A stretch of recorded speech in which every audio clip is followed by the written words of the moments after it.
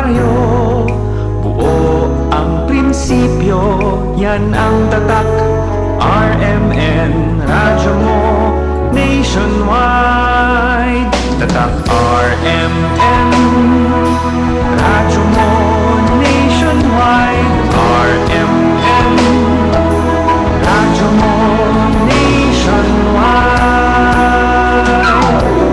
Sa musika, katatawanan, kwentuhang masaya. Sa araw-araw siguradong enjoy ka. Radyo ng buong Pilipinas, noon, ngayon at bukas, yan ang tatak. RMN, radyo mo nationwide. Tatak RMN, radyo mo nationwide. RMN, radyo mo nationwide. Gamit ay dekalidad, kaya buong husay, na maririnig mo ang drama ng buhay. Kasama mo sa pagdiriwang ng iba't ibang kaganapan. Yan ang tatak. RMN, radyo mo nationwide. Tatak RMN, radyo mo nationwide. RMN, Luzon, Visayas, Mindanao. RMN, radyo mo nationwide.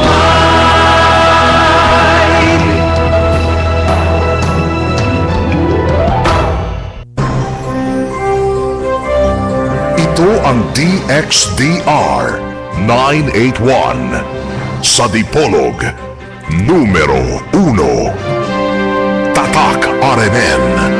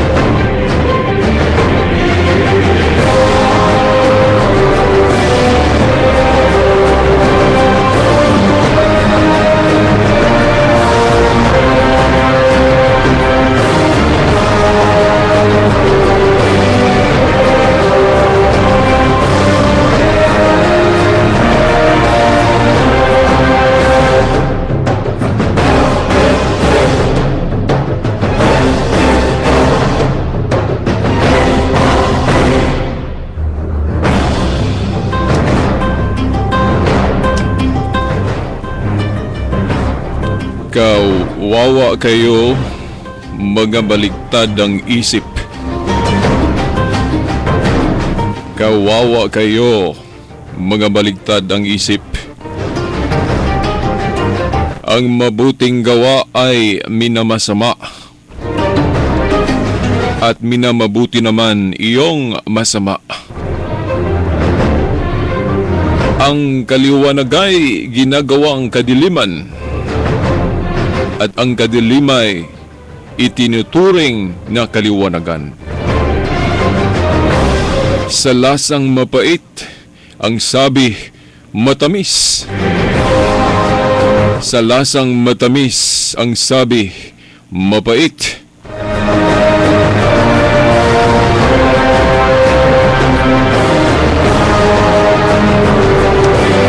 Mga kaibigan, mga kasama, avid listeners of this program, ang palatuntunang pinamagatang ang liwanag sa pananampalatayang Katoliko, sumahimpapawid na naman dito sa RMN Dipolog, DXDR 981 AM, makita at mapakinggan sa website ng RMN Dipolog, ang rmndipolog.weebly.com. Ang inyong kapatid sa palatuntunan, ang kapatid na Shilbert Dondoyano Sr. alias Veritas, ang magpapatuloy sa mga gawaing pagbigay sa inyo ng mga kasagutan na sinasabi nating ang liwanag, mga liwanag sa ating pananampalataya, pananampalatayang Katoliko.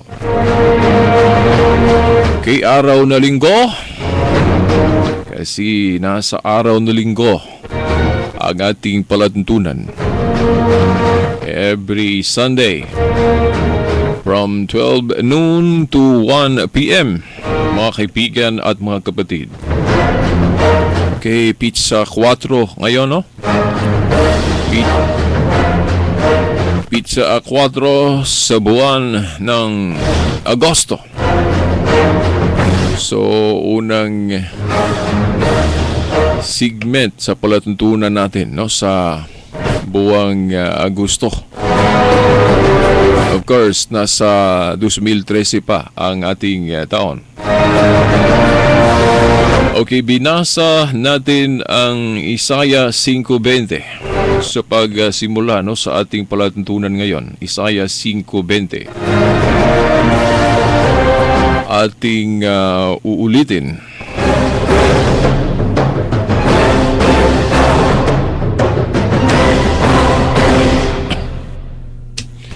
Kawawa kayo, mga baligtad ang isip. Ang mabuting gawa ay minamasama ninyo, at minamabuti naman iyong masama. Ang kaliwanag ay ginagawa ninyong kadiliman, at ang kadilimay itinuturing ninyo na kaliwanagan. Ang lasang mapait, ang sabi ninyo, ito ay matamis. At sa lasa ng mga matamis, sabi ninyo, ito ay mapait. Mga kaibigan, mga kapatid at mga magulang, bakit binasa natin ito? Last program po natin, no? Sa nakaraang linggo, binanggit natin ang bersikulo, pero hindi natin binasa ng buo kung ano talaga ang buong nakasulat, no, sa Isaiah 5:20. Ngayon ating binasa na. Binasa natin ito, mga kaibigan at mga kapatid, dahil naghahayag ito tungkol sa maaring maging ugali ng mga tao. Maaring maging ugali ng mga tao. Bakit kailangan nating pag-usapan ito? Dahil siyempre, tingnan natin ang ating mga ugali. Kung tayong mga Kristiyano ay mga Kristiyano, binanggit na natin. Kung tayo ay mga Kristiyano, dapat ang ugali natin Kristiyano. At ang ugaling Kristiyano ay dapat susunod sa mga katuroang Kristiyano. At ang sinabi dito sa talatang ito, ugali ng tao. Ano ang ugali ng tao ang sinasalaysay dito? sabi, kawawa kayo, mga baligtad ang isip. So, kung ang ugali natin ay ito, baligtad ang isip, anong baligtad ang isip? Halimbawa, sinabi dito, ang baligtad ang isip, na ang mabuting gawa daw ay minamasama. Oo, tayong mga Kristiyano, may mga ginagawa tayo na nagpapatunay na tayo yung mga Kristiyano, pero minamasama naman sa iba. May naalala akong pahayag galing sa isang atiyo. Pahayag galing sa isang atiyo. Pag sinabing atiyo, hindi naniniwala na may Diyos, na sabi niya, nag-comment kasi siya sa ating kinikilalang santo o isang banal, kinikilalang mabuting tao. Wala pong iba. Ang ibig po nating sabihin si Mother Teresa of Calcutta, Mother Teresa of Calcutta. Mabuting tao. Huwaran na pagka-Kristiyano si Mother Teresa po natin, mga kaibigan at mga kapatid. Pero merong nakagawa pa sa pagtuligsa sa kaniyang example o halimbawa na ipinakita niya noon. Hindi ko na lang pangalanan, ayaw kong pangalanan ang pangalan sa atiyong yon, yung sinabi kong hindi naniniwala sa Diyos. Nag-comment siya na yung ginawa daw ni Mother Teresa na pagbibigay sa mga nangangailangan, yung pagtulong sa mga nangangailangan, yung may sakit na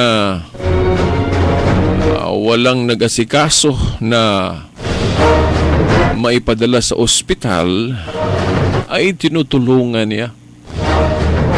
Tinutulungan niya ang mga kawawa. Sa madalit salita, mapagbigay, mapagmahal sa kapwa, at higit sa lahat sa mga mahirap. Sabi ng atiyong yon, sabi niya, ang ginawa daw ni Mother Teresa ay parang ginawa niyang tamad ang mga taong mahihirap. Ang dapat daw niyang gagawin ay turuan niyang maghanap buhay ang mga taong yon, ang mga mahihirap. So, sabi niya, sa ginawa daw ni Mother Teresa po natin, parang ini-spoiled nila. Ini-spoiled niya ang mga mahihirap dahil bigay lang siya ng bigay, tulong siya ng tulong. Hindi niya tinuruan ang mga taong yon na maghanap buhay. Kaya sabi niya, si Mother Teresa po daw ay masama na pagkatao. Sa ating mga Kristiyanong naniniwala na tama po, mabuti po ang ginawa ni Mother Teresa, ay masakit po sa atin yon. Masakit, Alam nyo, si Mother Teresa of Calcutta, nang buhay pa siya, tinawag na siyang a living saint. A living saint. Dahil talagang ang mga ginagawa niya ay very, very halimbawa. Talagang huwaran ang kaniyang pagkatao. Huwaran ang pagkababae niya. Sa tingin ko, kung lahat ng mga babae ay katulad niya, siguro kung may problema man ang ating daigdig, hindi gaanong problema kung ano ang tingin natin sa daigdig natin ngayon. Kung hindi man totally mabuti ang pagtingin natin sa ating daigdig, siguro kung yan, kung ang mga babae natin ay katulad niya, maganda siguro ang makikita natin sa ating mundo.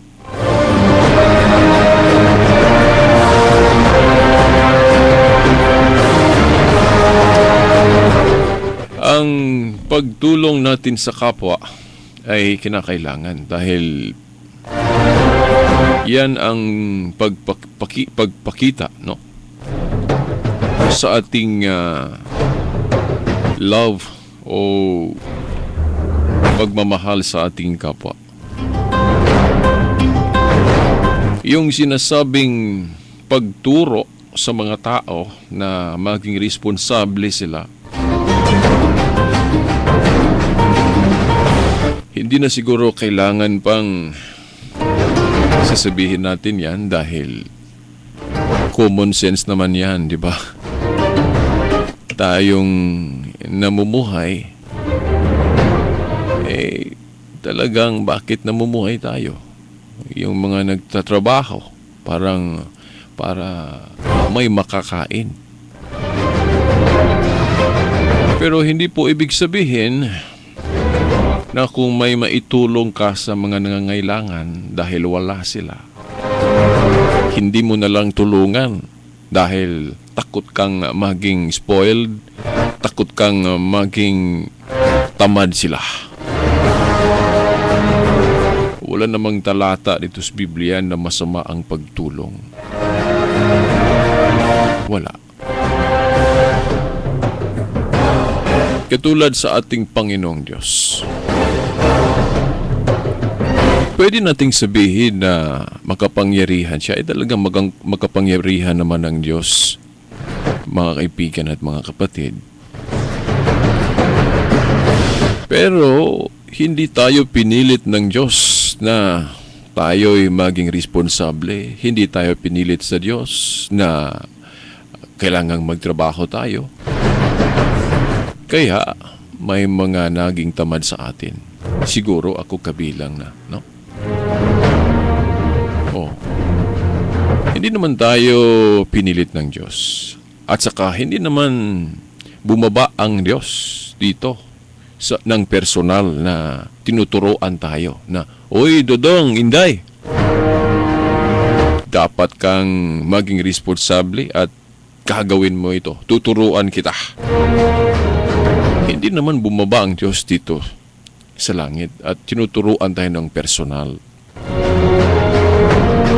Dahil common sense naman yata yan.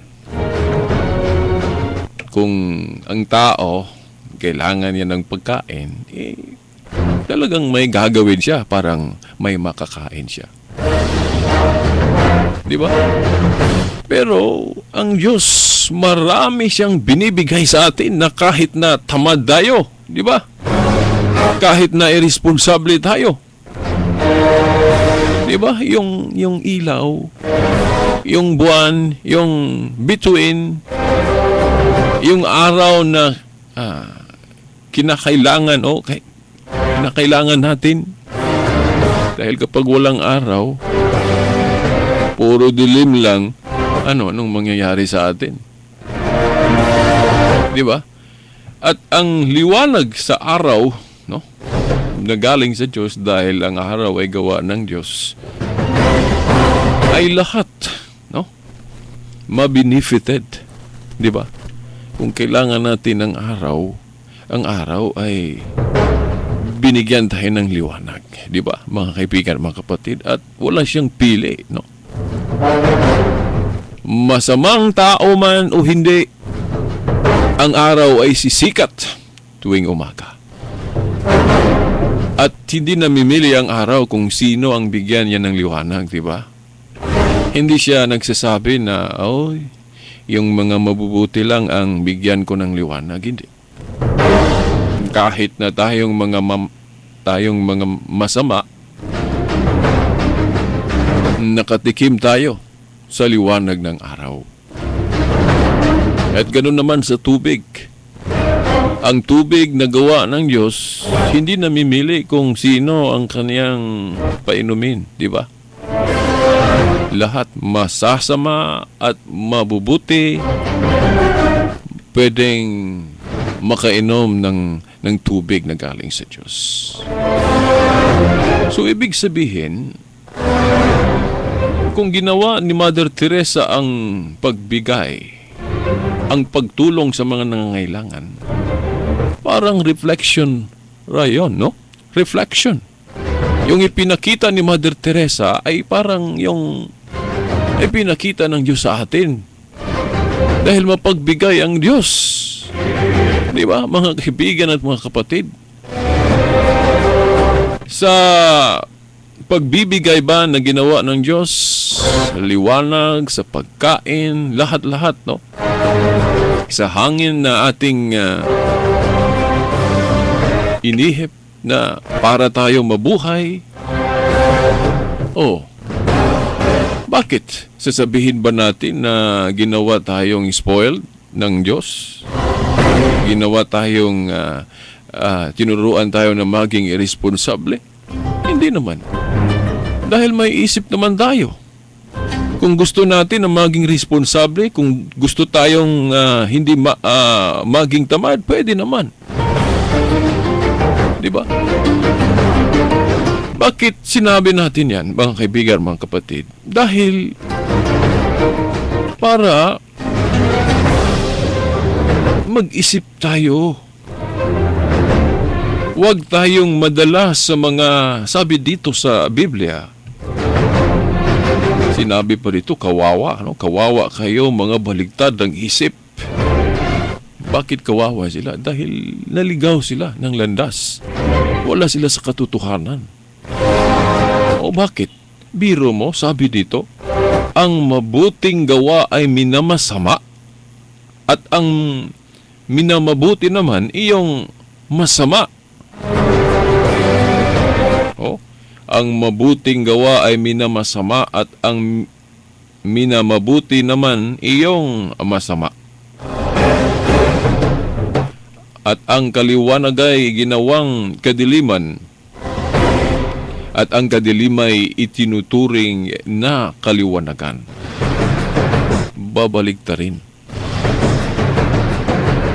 Bakit nakasentro tayo sa talatang ito ngayon, mga kaibigan at mga kapatid? Dahil ang ating simbahan, ang simbahan ng ating Panginoong Hesukristo na natatag niya noong unang siglo, na hanggang ngayon ay nagpapatuloy sa kanyang trabaho sa pagtuturo sa atin kung ano ang kasalanan at kung ano ang hindi kasalanan, kung ano ang tama at mali. May mga tao ngayon ang tumutuligsa sa simbahan na yung tinuro ng simbahan na ito ay tama, sabi nila ito ay mali. Ginawa nilang mali ang tama. Dapat ma-aware kayo, mga kaibigan at mga kapatid, kung sino ang nagdadala ngayon sa katotohanan. Dahil ang katotohanan na dinala ng simbahan na natatag ng ating Panginoong Jesucristo, may mga taong babaligtarin nila. Sabi nila, ito mali. Ang ibig po nating sabihin, ang tema po natin na hindi pa natin tinapos. Hindi pa natin tinapos ang tungkol sa pagtuligsa natin sa paggamit ng kontrasepsyon.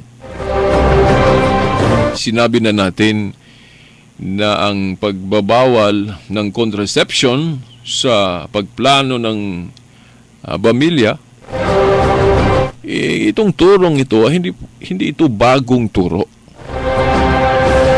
Pero yung iba dyan, yung sinabi dito sa Biblia na baligtad ang isip, ibahin nila ang istorya. Sabi nila, ang turo daw sa simbahang Katoliko na mali at bawal ang paggamit ng contraception, kasalanan ito, intrinsically evil po ito, sinabi dyan sa ating katekismo, yung Catechism of the Catholic Church, no? Intrinsically evil yung contraception, yung hadlangan mo ang pagtagpo ng dalawang elemento na makagawa ng buhay. Ibig po nating sabihin, yung egg cell ng babae at saka sperm cell ng lalaki na sa pagmamahala, no, ng mag-asawa ay makabuo sila ng bagong buhay. Oh. Itong paghadlang sa bagong buhay na magawa nito, no, sa pamamagitan ng pagmamahal sa mag-asawa, hahadlangan, no? Hadlangan ng tao. Ito ay sinasabi nating contraception. At ito ay bawal talaga sa ating pananampalataya sa Diyos. Pero sabi nila, binago daw ang turo sa simbahang Katoliko dahil ang original daw na turo ay hindi po bawal ang kontrasepsyon. Kailan po ba binago yan ng simbahang Katoliko? Yung Humanae Vitae ni Pope Paul VI? Nagsimula daw ang turo na mali at kasalanan ang kontrasepsyon. Nagsimula daw ang turo na yan nung encyclical letter ni Pope Paul VI na pinamagatang Humanae Vitae. So, ibig daw sabihin para nila na before Humanae Vitae, ang ating simbahan daw ay sumasang-ayon sa kontrasepsyon. Binago lang daw sa ating simbahan ang turo na yan. Hindi po. Dahil nung nakaraang palatuntunan natin, binasa natin ang Genesis 38:8-10 nang si Unan ay nag-contraception sa pamamagitan ng withdrawal. Nagalit po ang Diyos sa kanya at pinarusahan siya ng kamatayan. Hindi ko nabanggatin, no? Ang buong istorya sa kaso ni Unan dahil baka maubusan na naman tayo ng oras. Hindi na natin makayag ang dapat nating mahayag na hindi natin nahayag sa nakaraang palatuntunan natin. Okay, nasa chapter 3 na po tayo sa ating tema tungkol sa contraception.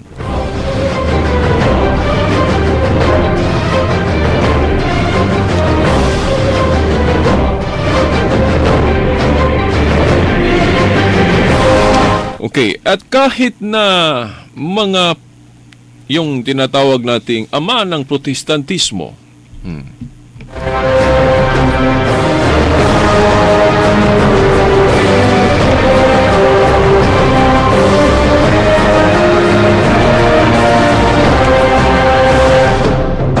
okay, bakit bang gusto lang nating balikan ito?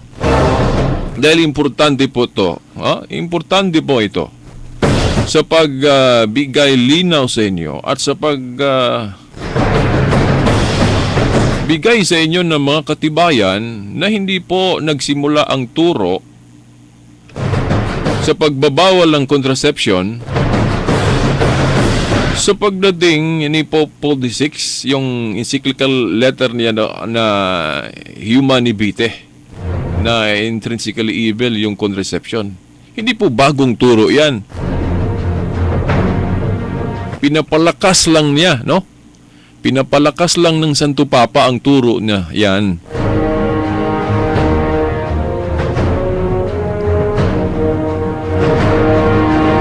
Dahil meron kasing mga Katoliko na parang pabago-bago ang isip. Kaya yung Humanae Vitae na encyclical niya, pinaliwanag niya kung ano talaga ang turo ng simbahang Katoliko. Hindi po binago. Nag-affirm lang si Pope Paul VI na para malaman nating mga Katoliko na yan ang turo natin. Huwag nating babaguhin. At isa sa mga patunay natin ay ito. Dapat malaman ninyo kung sino si Martin Luther, sino si John Calvin, sino si John Wesley, no? Ang mga Protestante, no, ito ang eksistensya nila, wala pa ang encyclical letter ni Pope Paul VI. Meron na silang mga tinuro, no, na sumasang-ayon sila sa turo na ng Katoliko na noon pa ipinagbabawal na ang paggamit ng contraception.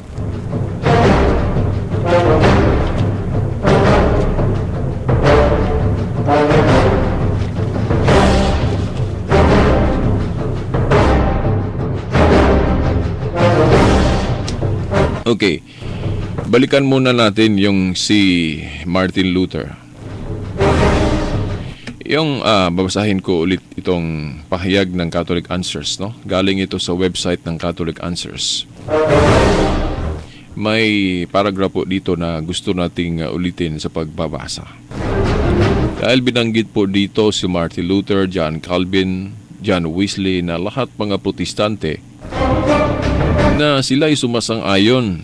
Hindi nila binago kung ano ang nalalaman nila sa Katoliko, ng Katoliko pa sila, especially Martin Luther, dahil si Martin Luther sa hindi pa siya nag-rebuild sa pananampalatayang Katoliko. So, alam niya kung ano mga turong Katoliko. At hindi niya binago sa pag-alsa niya o pag-rebelde niya sa simbahang Katoliko. Oo, sabi dito, the apostolic tradition's condemnation of contraception is so great that it was followed by Protestants until 1930. So, yung turo na ang contraception ay mali, talagang yan na ang turo noon pa na sinuportahan ng mga protestante hanggang 1930. So, before sa taong 1930, lahat ng mga Kristiyanos na relihiyon, pag sinabing Kristiyanos na relihiyon, kasama na ang mga protestante dyan dahil yung mga protestante matawag din natin sila mga Kristiyano. Sumasang-ayon sila sa turong Katoliko na bawal ang contraception until 1930 hanggang 1930. Dahil yung sinabi natin sa nakaraang palatuntunan natin, ang unang protestante kasi na grupo na binago nila ang turo na yan, yung dinawag nating the Anglican Church. Yung Anglican Church na founded by King Henry VIII. Alam naman natin kung balikan natin yung si King Henry VIII. Yung noon, depender siya sa Catholicism, pero naging kalaban siya sa Katolisismo. Nagrebelde siya sa Katolisismo dahil hindi siya pinayagan ng Santo Papa sa hiling niya na makig-divorce siya sa kanyang asawa, na si Catherine. Bawal po kasi yung divorce sa simbahan ng ating Panginoong Jesucristo. Hindi po natakot ang Santo Papa na tanggihan ang hiningi ni King Henry VIII na kung tutuusin, kung takot pa ang Santo Papa na patayin siya, dahil si King Henry VIII kasi magawa niyang patayin ang ating Pope. Pero hindi naman niya pinatay ang ating Pope. Ang ginawa lang niya dahil hindi siya pinayagan sa gusto niya, humiwalay siya. Pumunta siya doon sa England at tinatag niya yung Church of England. Ang grupo niya na Anglican Church ang unang nagbago sa turo na yan noong 1930. Ang dahilan sa ating research dahil sa social pressure. Parang politika ba, no? Ang nangyari sa pagbago ng Anglican Church, no? Isang protestante na religion. Parang politika ba, no? Bakit, no? Dahil siguro naisip nila sa grupo ng mga protestanteng na yon, yung mga Anglican, na pina-prioritize nila yung kung ano ang gusto ng tao. Kung ano ang gusto ng tao, pinagbigyan nila na kahit mali ito. Talagang mali naman ang paggamit ng contraception noon. Paturo na yan. Kahit na sa Old Covenant o Old Testament, talagang bawal na yung hadlangan mo ang buhay na bagong magawa. Talagang bawal yon dahil ang Diyos lang ang pwedeng makahadlang, no? Yun, mga kaibigan, mga kapatid. So, yung sabi nila na ang bawal ay yung abortion lang, mali po yun. Hindi lang abortion. Kahit na contraception, pinagpabawal. Parang politika, no, ang nangyari sa pagbago sa turo na ito, no? Dahil, halimbawa, mga politiko natin ngayon, Hindi sila after talaga sa kung ano ang tama at mali pagdating sa politika, di ba? Hindi lang ako magsasabi ng mga pangalan dito kung sino-sino sila. Alam nyo kung sino-sino sila. May mga politiko po tayo na hindi na nila inisip na ito ay tama ba o mali. Ang importante, makuha nila ang tao, na ang mga tao ay buboto sa kanila, di ba? Kahit na kung ano pa ang mga religion nila, walang pake sila. Basta makuha lang nila ang boto, di ba? Di ba mga kaibigan at mga kapatid? So kung ano ang gusto ng tao, kahit na ito ay mali sa ating pananampalataya, dahil meron silang makuha, yung ano nila, yung pagsuporta, makuha natin dahil binigyan natin sila sa kung ano ang gusto nila, di ba? Yun kasi ang gusto ng tao, na makuha ang sarap at iwanan ang responsibilidad. Sa turo kasing Katoliko, kung gagawin ng mag-asawa yung paglalove making dahil nagmamahalan sila, sacred po ito. Wag po nating buwagin yung responsibility. Buhay, pasalamat tayo na may bagong buhay, may maging anak tayo. At the same time, responsibility po natin yan. Kung ano ang makuha natin na yung kaligayahan, no, sa unitive aspect sa matrimony, huwag nating buwagin yung procreative, yung sa natural process ba, yung natural law. So ang nangyari, yan ang gusto ng tao, na yung iwasan yung responsibility, yung kaligayahan lang sa unitive aspect ng matrimony, yun lang ang gusto nila. Para yung mahuhulog tuloy na yung pag-aasawa nila, yung nakasentro lang siguro sa last, no? Di ba?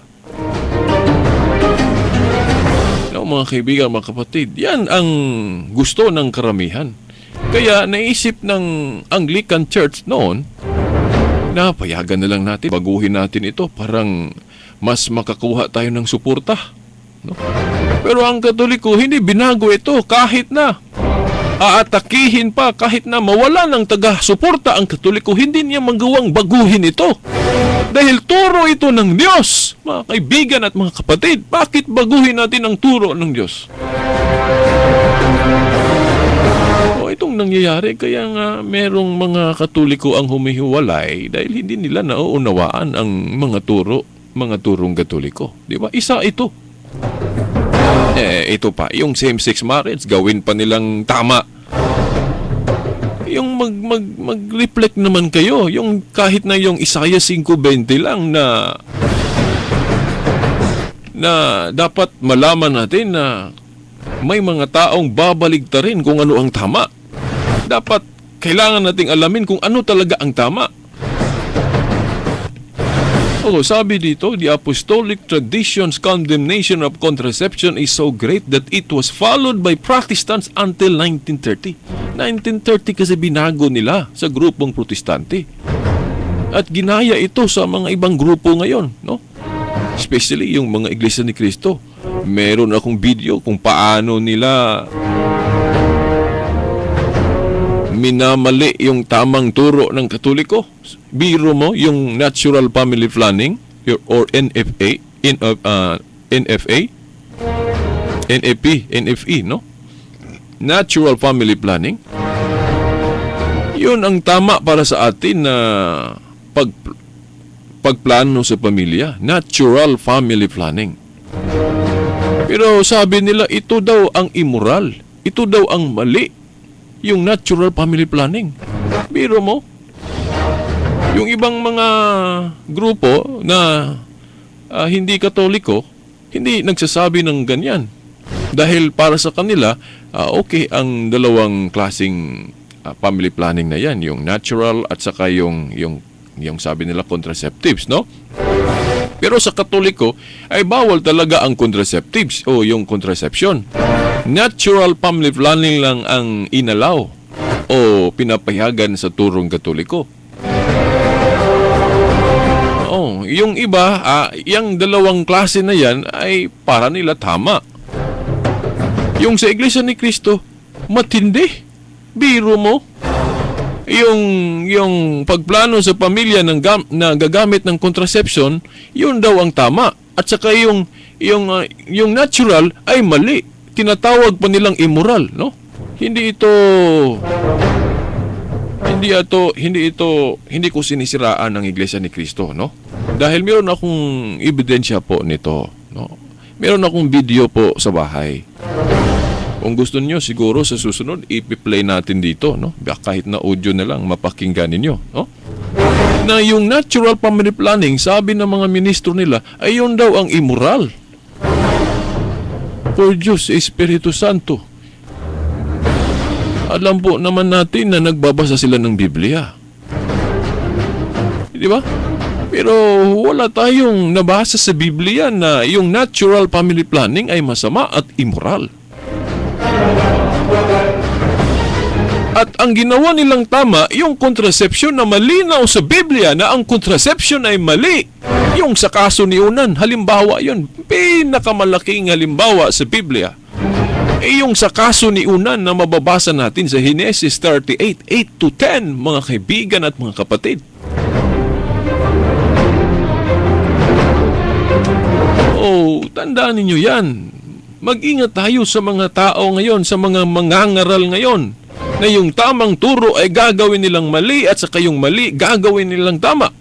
Hindi pa sila nakontento yung pagbaluktot nila sa turong Katoliko tungkol sa imahen, di ba, yung mga larawan. Nasa Biblia po, dalawang uri ang mga images.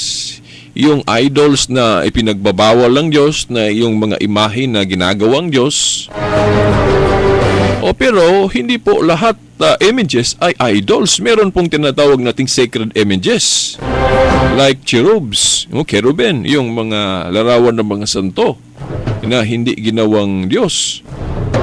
Pero kung sila ang magtuturo, minamasama nila na yung mga larawan daw natin, kabilang daw yun sa mga ipinagbabawal ng Diyos. For Diyos, Espiritu Santo, no, mga kaibigan, mga kapatid, wala tayong mababasa sa Biblia na yung mga imahin o mga larawan ng mga santo ay mga Diyos-Diyosan yun. Wala po. Dahil hindi tinuro ng Katoliko na ang mga larawan ng mga santo ay gawing Diyos. So hindi po Diyos-Diyosan. Hindi po lahat na larawan ay Diyos-Diyosan. Di ba? Talagang babaligtarin nila ang turong Katoliko. Hindi pa sila nakontento sa mga pagbaligtad nila niyan. Sinama nila yung tungkol sa contraception. Baligtarin na naman nila na ang turong Katoliko naman ay gagawin nilang masama at sila na ang tama. Mga kaibigan at mga kapatid, yung sa binyag na noon hindi po pinagbabawal sa pagbinyag ng bata. Pero ngayon sabi nila ang mga malalaki lang ang pwedeng binyagan at yung mga bata hindi pwede. Then tapos sabihin nila ang Katoliko daw ang nagbago niyan na pwede na daw ang pagbinyag sa bata. Noon daw hindi pwede. Mga kaibigan at mga kapatid, kung tingnan natin ng history, kung magbasa tayo ng history, wala pong turo ang mga early Christians. First century, second century, third century, walang turo na bawal po ang pagbinyag ng bata. Yung pagtutol sa pagbinyag ng bata, sa nalalaman natin sa history, kung hindi ko nakalimutan, nagsimulan nun yung mga tinatawag natin mga Anabaptist ba yun? Yung sa 1600? Correct me if I'm wrong. Yung sa panahon na ng Protestantism, ang pagbabawal dahil may talata kasi ng Biblia na kung gagamitan natin ang personal interpretation, magawa natin ang turo na bawal po ang pagbinyag ng bata. Pero hindi po sinabi sa Biblia na bawal ang pagbinyag ng bata. Meron kasing talata ng Biblia na kailangan ang pananampalataya. sa binyag. So ang bata daw wala pang pananampalataya dahil wala pang isip kasi. Hindi pa nila alam kung ano ang tama at mali. So bakit binyagan? No? Dapat may faith muna bago ang binyag. So yung bata wala pang faith. Wala pang paniwala, no? So bakit binyagan? Yun ang sabi nila. Pero hindi naman sinabi ng Biblia na kung granting kung ang bata ay wala pang faith, hindi siya binyagan. Wala namang turo sa Biblia na ganon. Katulad niyan sa circumcision. Yung sa circumcision noon, no, sa Old Covenant, lahat pwedeng tutuloyin, di ba? Kahit na wala pang alam, no? O wala pang age of reason ang bata. Yung tuli o circumcision, pinalitan yun ng binyag, no, sa Kristyanismo. So kung ang circumcision noon mabata man o malalaki na, no? Maaring i-circumcise o tuloyin, yun din ang binyag. Dahil kasi yung kailangan ng faith, nag-refer yun sa mga malalaki. Yung pwede nang makatanggap ng turo dahil may isip na. Referido yun sa mga taong pwede na makabasa sa Biblia, pwede nang maturuan. Kailangan nila na sermonan muna bago binyagan, no? Pero yung mga bata, hindi na kailangan dahil wala pang isip eh. At saka, kung aabot na tayo sa tema o sa paksa tungkol sa baptism, tatalakayan natin yan ng mahigi, no? Sa ngayon, kakaunti lang, no, ang ating ibigay sa inyo dahil yan, no, ang mga halimbawa ba na mga turong Katoliko na tama na binago nila. At ang Katoliko pa ang akusahan nila na nagbago ng turo, no? Mali po 'yun. Tingnan ninyo, no, itong sabi ni Martin Luther. Ito ang isa sa mga proof natin na yung pagtuturo na masama ang paggamit ng contraception. Hindi yan nagsimula ang turo na yan sa pagdating ng humanibiti ng Santo Papa. Kahit na wala pa ang Pope na yon, si Pope Paul VI, hindi pa siya nagsulat sa kanyang encyclical letter na Humanibiti, talagang yan na ang turo ng Kristyanismo at kahit na mga Protestante noon. Ganon ang turo. Binago lang yan pagdating ng 1930, yung grupo ng mga Anglicans na kung tutuusin, isang in bad faith ang pagkatatag ng Anglicanism ni King Henry VIII. Biro mo, natatag niya ang Anglicanism na Protestante dahil nagalit siya sa Santo Papa natin.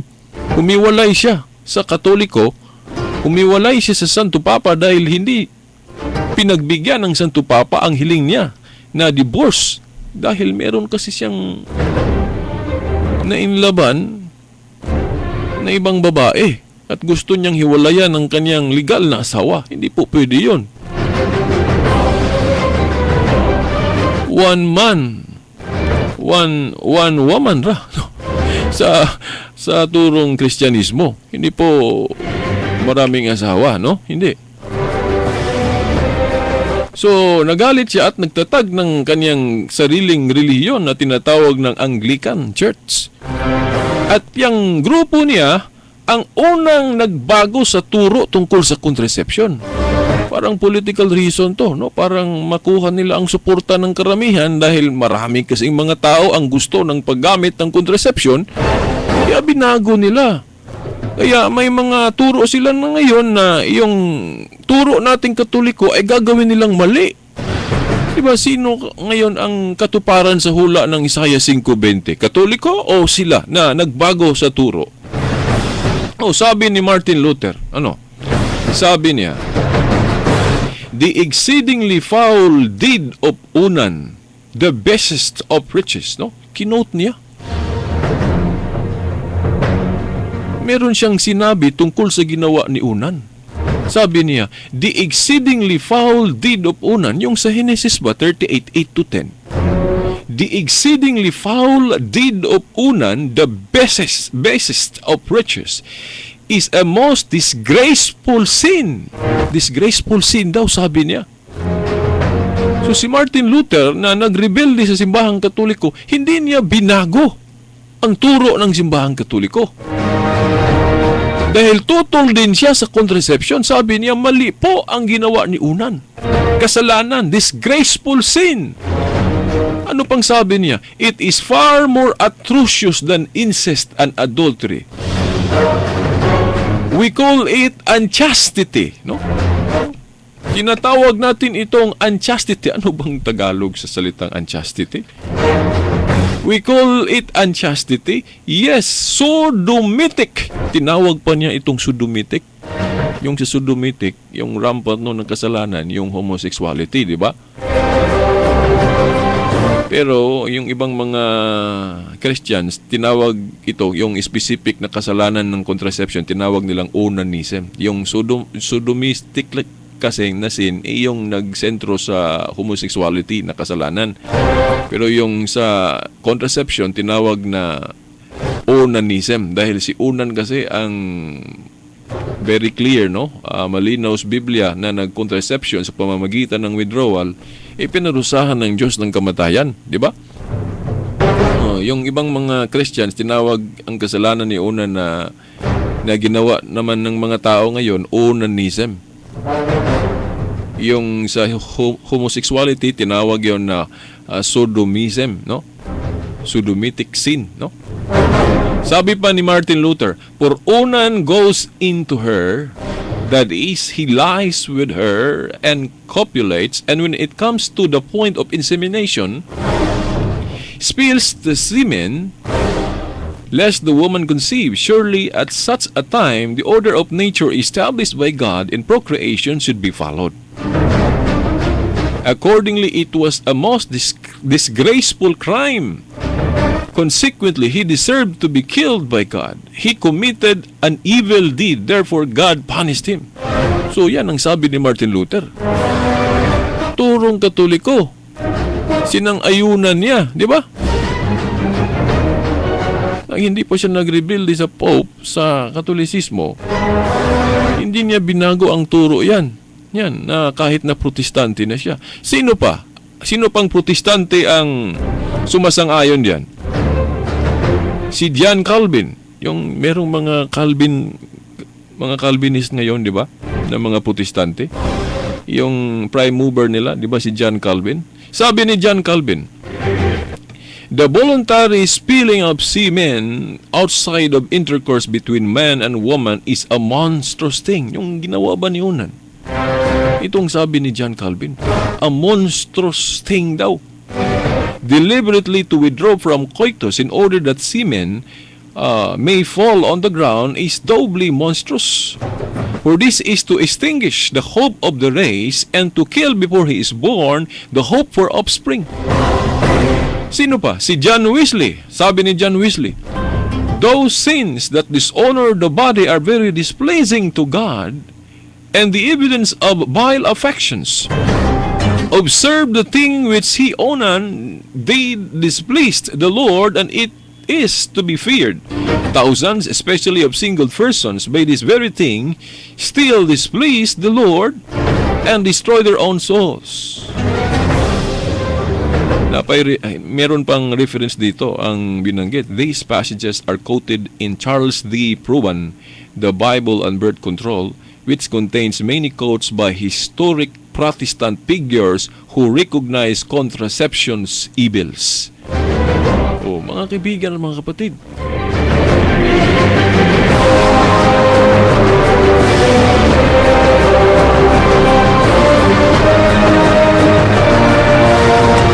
Okay, sino ngayon ang nagbago sa turo? Katoliko o yung mga hindi Katoliko? Sino ang nagbago sa turo na yan? Yung binanggit ng Iglesia ni Cristo, meron akong video, yung ginamit nilang talata, yung talata naman na ginamit natin. Yung sa Genesis 1:28 na, go and multiply and replenish the earth. Kung sila ang gumamit sa talatang yan, sabi nila, hindi daw itinuloy ng Katoliko sa pag-quote sa bersikulo na yan. Dahil ang banggitin lang daw ng Katoliko ay yung sinabi ng Diyos na go and replenish, fill the earth and replenish it. Yung kadugtong daw na sinabi ng Diyos and subdue it, hindi daw natin banggitin yung subdue. Ang subdue kasi sabi control. Ibig sabihin mag-birth control. Hindi naman tayo tutol sa birth control. Yung birth control na natural family planning, hindi tayo tutol niyan dahil sa turong Katoliko, hindi naman sinasabihan ng mga Katoliko na anak lang ng anak na kahit na walang ipapakain. Hindi naman ganyan. Merong natural family planning, so hindi tutol sa birth control ang ating simbahang Katoliko. Ang tinututulan lang ng Katoliko, yung control, birth control na sa pamamagitan ng contraception. Hindi daw tinuloy natin yung talata sa Genesis 1:28 na go and multiply and replenish the earth and subdue it. Yung subdue daw, tutol daw tayo. Dahil contraception daw ang ibig sabihin sa subdue o control. Hindi po. Malaking kaibahan ang pagsasabi natin control at contraception. Magkaiba yun. Dahil pwede namang mag-control tayo sa pamamagitan ng natural, hindi contraception. Yung sa talata ng Biblia, ang ibig sabihin po sa control sa Genesis 1:28 na ang tao ay mamamahala. Ang tao ang mag-control sa sanlibutan dahil espesyal siya na gawa ng Diyos. Hindi po sinabi na mag-control ang tao sa pamamagitan ng contraception. Hindi po sinabi sa talatang yon. No? Dahil may nabasa lang silang subdue at ang ibig sabihin sa salitang subdue ay control, contraception na agad ang ibig sabihin. Hindi po ganun mga kaibigan at mga kapatid. Kung yan ang ibig sabihin sa control, contraception, nagkamali ang Diyos nang pinarusahan niya si Unan nang nag-contraception si Unan. Di ba?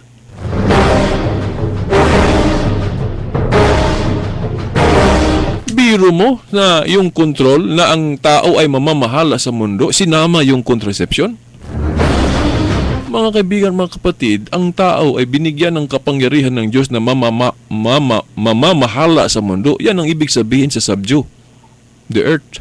Mamamahala ang tao sa mundo. Pero hindi sinabi ng Diyos na sa pamamahala ng tao, isama yung mga masasamang gawain. Hindi, mga kaibigan, mga kapatid. Dahil sa pamamahala, merong pamamahala na masama. Example, isang politiko na naging mayor ba o gobernador o presidente ba, pero maaring magkamali siya sa pamamahala. Di ba? Wala pong talata ng Biblia na magkontrol ang mga tao o mamamahala ang tao sa mundo sa pamamagitan ng contraception. Walang turo sa Biblia na ganon, mga kaibigan, mga kapatid. Binaluktot nila ang sitas na ginamit natin. Yung Genesis 1:28, so iniba nila ang pakahulugan. Di ba yun ang tamang turo, ang tamang interpretation sa bersikulo na yon ay binaluktot nila. Di ba sila ang katuparan sa mabasa natin sa Isaiah 5:20 na ang tama ginawang mali at saka yung mali naman ginawang tama.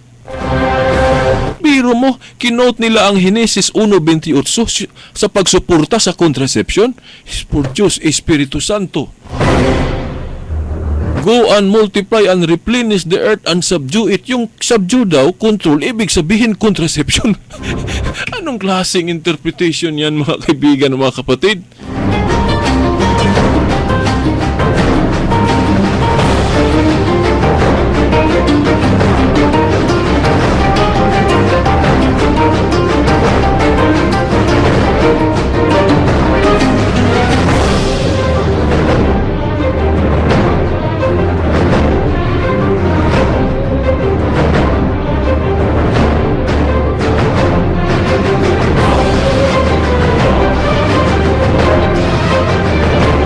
Mga kaibigan, mga kapatid, kaunti na lang po ang ating oras.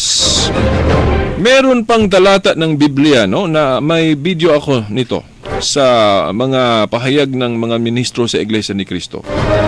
Meron silang talata ng Biblia na ginamit sa pagsuporta sa turo nila na yung family planning daw na natural, yung abstinence ba for example, na yung maghinto sa muna ang mag-asawa sa pagsisiping dahil mag-fasting sa, sabi nila, yun daw ang immoral. Ginamit nila yung talata naman na ginamit natin, yung unang Korinto 7, no? Versikulo 4 at 5, babasahin natin. Sabi dito sa unang Korinto 7, 4 at 5, sapagkat hindi na ang babae ang may karapatan sa sarili niyang katawan, kundi ang kanyang asawa. Gayon din naman, hindi na ang lalaki ang may karapatan sa sarili niyang katawan, kundi ang kanyang asawa. Huwag ninyong ipagkakait ang inyong sarili sa isa't isa, malibang pagkasunduan ninyong huwag munang magsiping upang maiukol ninyo ang panahon sa pananalangin. Ngunit pagkatapos, magsiping na muli kayo upang hindi kayo matukso ni Satanas dahil sa hindi na kayo makapagpipigil. Sabi nila, huwag daw ipagkait. Sa ano kasi, yung sa abstinence kasi, o yung natural family planning, ipagkait ng mag-asawa. Yung pagsisiping. So, sabi nila, yung natural family planning, ang tinutumbok dito na isang immoral. Dahil wag daw ipagkait sa mag-asawa. Yun, dahil part yun sa life nila. Biro nyo mga kaibigan, itong talatang ito, matagal lang ginamit sa Katoliko. May sinabi dito, maliban na lang kung pagkasunduan ninyo. So pwede, sinabi dito, huwag kayong magsiping kung pinagkasunduan ninyo. Dapat talaga magkasundo kayong na hindi magsiping kung kinakailangan. Di ba? Ito, fasting ito. Pero baliktarin nila. Mga kaibigan, mga kapatid, wala na po tayong oras. Sa susunod na pagtalakay natin sa isyong ito tungkol sa contraception, talakayin natin ito ng mabuti, mga kaibigan, mga kapatid. Dahil binaluktot na rin nila itong talatang ito. Ginamit natin pero iniba nila ang pagkahulugan.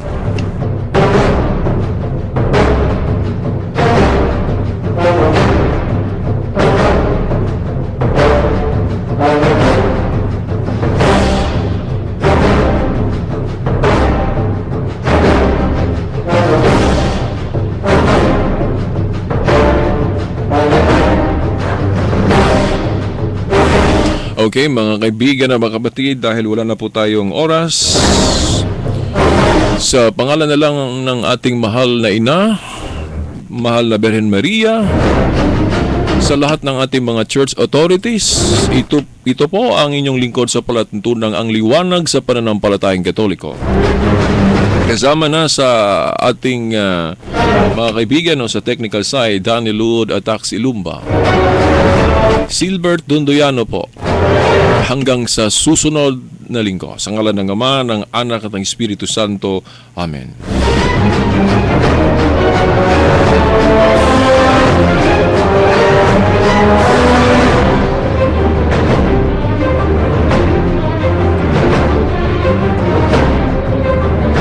Radyo mo nationwide.